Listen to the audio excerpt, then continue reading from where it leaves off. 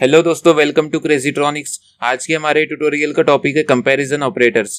Comparison operator क्या होता है, इसके बारे में हम लोग इस वीडियो में डिटेल में देखने वाले हैं। तो बिना देरी की शुरू करते हैं। आर्डुइनो की प्रोग्रामिंग में जिन कंपैरिजन ऑपरेटर्स का यूज किया जाता है वो कुछ इस तरह से।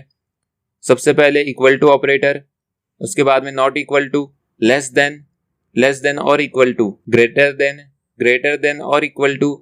तो इन टोटल 6 ऑपरेटर्स के बारे में हम लोग एक एक करके डिटेल में देखेंगे। सबसे पहले हम देख लेते हैं इक्वल टू ऑपरेटर्स के बारे में। इक्वल टू ऑपरेटर क्या करता है कि इसके लेफ्ट साइड में और राइट साइड में जो ऑपरेंड्स लिखे रहते हैं, जो नंबर्स और वेरिएबल लिखे रहते हैं, उनको कंपेयर करता है। और अगर वो दोनों ऑपरेंड्स एक दूसरे के इक्वल हो जाते हैं तो ये रिटर्न में ट्रू करता है। ट्रू रिटर्न करने का यहाँ पर ये मतलब है कि अगर मैंने इसको इफ कंडीशन के अंदर लिखा और दोनों ऑपरेंड्स एक दूसरे के इक्वल हो गए तो इफ कंडीशन ट्रू हो जाएगी। अब हम इक्वल टू ऑपरेटर को एक एग्जांपल की हेल्प से अच्छे से समझ लेते हैं। मान लीजिए मैंने लिखा इंट आई इक्वल्स टू 3 और उसके बाद में मैंने लिखा इफ आई इक्वल्स टू 3 और उसके अंदर में मैंने लिख लिया इंस्ट्रक्शंस। तो जब यहाँ पर इफ की कंडीशन चेक होगी तो यहाँ पर मैंने आई इक्वल्स टू 3 लिखा हो और आई में मैंने 3 वैल्यू स्टोर करवाया हो, जिससे कि ये कंडीशन ट्रू हो जाएगी।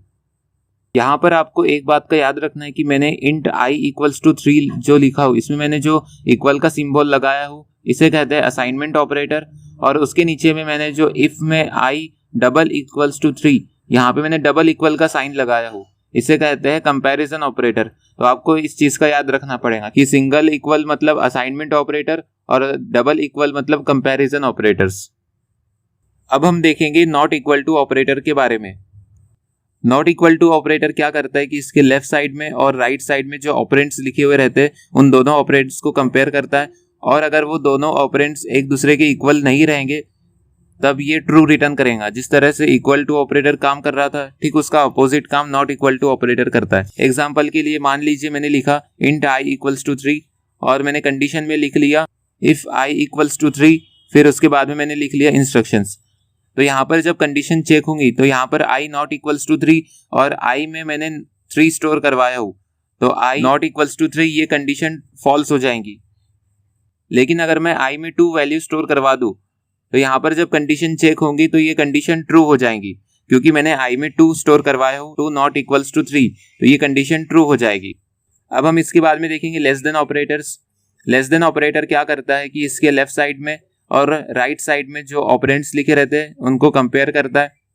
और अगर दोनों ऑपरेंड्स में से लेफ्ट वाला जो ऑपरेंड्स है वो अगर राइट वाले ऑपरेंड्स से छोटा रहता है तो वो ट्रू रिटर्न करता है। एग्जाम्पल के लिए मैंने आई में 5 वैल्यू स्टोर करवा दिया हूँ और मैंने इफ में कंडीशन लिखा इफ आई लेस देन 3 और उसके अंदर में मैंने इंस्ट्रक्शंस लिख लिया, तो ये कंडीशन फॉल्स हो जाएंगी क्योंकि मैंने आई में 5 वैल्यू स्टोर करवाया हो।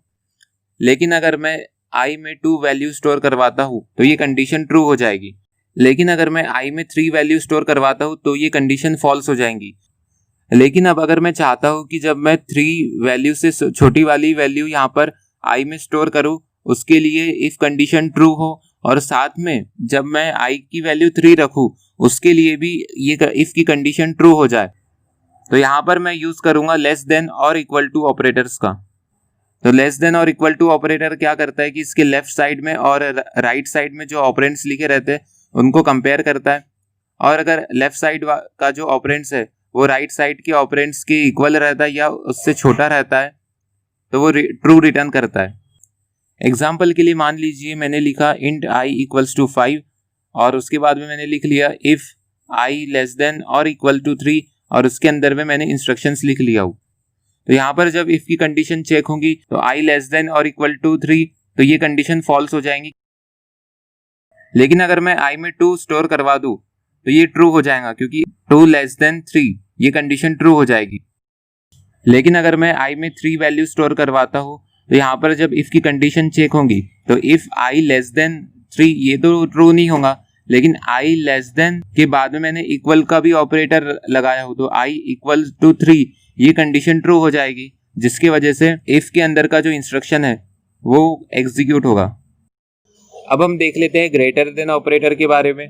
तो ग्रेटर देन ऑपरेटर क्या करता है कि इसके लेफ्ट साइड में और राइट साइड में जो ऑपरेंड्स लिखे रहते हैं उनको कंपेयर करता है।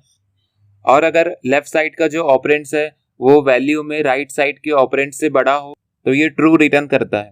एग्जाम्पल के लिए मैंने अगर लिखा इंट i इक्वल्स टू 5 और उसके नीचे में मैंने लिख लिया इफ i ग्रेटर देन 7 और उसके अंदर में मैंने लिख लिया इंस्ट्रक्शंस।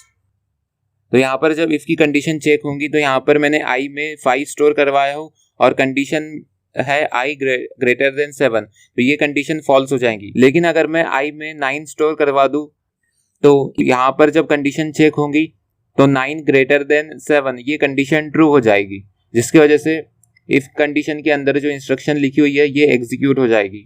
जिस तरह से हमने लेस देन और इक्वल टू ऑपरेटर देखे थे, उसी तरह से ग्रेटर देन और इक्वल टू ऑपरेटर रहता है, जिसके बारे में अभी हम देखेंगे। तो ग्रेटर देन और इक्वल टू ऑपरेटर क्या करता है कि इसके लेफ्ट साइड में और राइट साइड में जो ऑपरेंड्स लिखे रहते हैं उनको कंपेयर करता है, और अगर लेफ्ट साइड का जो ऑपरेंड्स रहता है वो राइट साइड के ऑपरेंड्स के इक्वल रहता है या वैल्यू में बड़ा हो तो कंडीशन ट्रू हो जाती है।